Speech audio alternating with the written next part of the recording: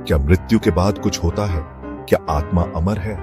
इन गूढ़ प्रश्नों का उत्तर हजारों वर्षों पहले एक बालक ने स्वयं यमराज से प्राप्त किया था। यह कथा है सत्य और आत्मज्ञान की खोज की, यमराज और नचिकेता की अमर कथा। बहुत समय पहले की बात है। महर्षि वाजश्रवा नामक एक महान ऋषि थे। एक दिन उन्होंने एक यज्ञ किया जिसमें उन्होंने अपनी सारी संपत्ति दान कर दी, लेकिन दान में वे केवल बूढ़ी, दुबली और निर्बल गायें देने लगे। ऋषि के पुत्र नचिकेता बालक होते हुए भी बड़े समझदार थे। वे सोचने लगे, पिता अधूरी श्रद्धा से यज्ञ कर रहे हैं, यह तो उचित नहीं। वे अपने पिता के पास गए और बोले, पिताश्री, आप यह दान क्यों कर रहे हैं? क्या यह श्रेष्ठ दान है? बेटा, अधिक प्रश्न मत करो। पिताश्री, यदि आपको सच में श्रेष्ठ दान करना है तो मुझे भी किसी को दान कर दीजिए। मैं किसे दान में जाऊं? तुझे मैं मृत्यु के देवता यमराज को दान करता हूँ।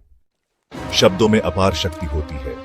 ऋषि ने यह शब्द क्रोध में कह तो दिए, लेकिन सत्य को टाल नहीं सके। नचिकेता ने सोचा, मृत्यु के देवता यमराज से मिलने का अवसर विरले ही मिलता है, और वे स्वयं यमलोक की यात्रा पर निकल पड़े।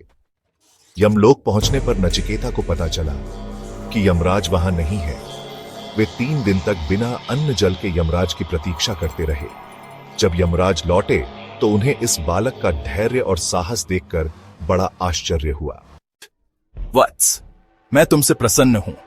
3 दिन तक मेरे द्वार पर प्रतीक्षा करने के लिए मैं तुम्हें 3 वरदान देता हूं। मांगो जो इच्छा हो। हे यमदेव, मेरा पहला वरदान यह है कि मेरे पिता का क्रोध शांत हो जाए और वे मुझे प्रेम पूर्वक स्वीकार करें। तथास्तु, तुम्हारा पिता तुम्हें स्नेह पूर्वक ग्रहण करेगा। अगला वरदान?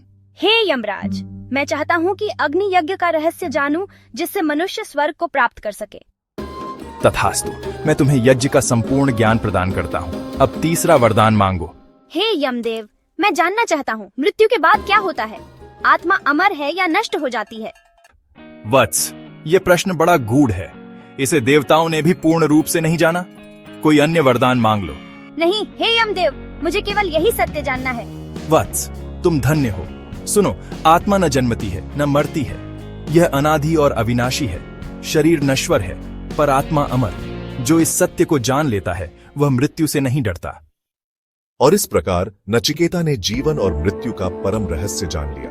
वह मृत्यु पर विजय पा चुका था, आत्मज्ञान के माध्यम से। यह कथा हमें सिखाती है कि सत्य की खोज, धैर्य और साहस से ही मोक्ष की प्राप्ति संभव है। तो मित्रों, हम सभी को नचिकेता की तरह सत्य की खोज में अडिग रहना चाहिए, क्योंकि सत्य ही परम शक्ति है।